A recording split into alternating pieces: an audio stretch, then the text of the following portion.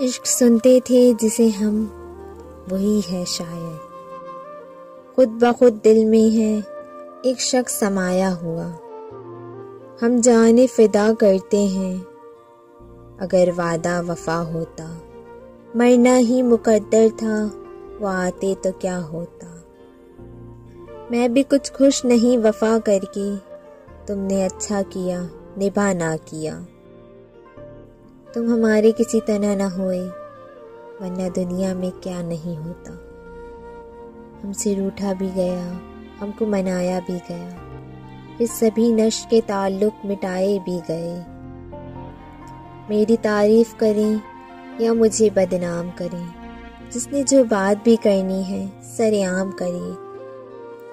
आज वो पढ़ लिया गया जिसको पढ़ा ना सका। आज किसी किताब में कुछ भी लिखा हुआ नहीं।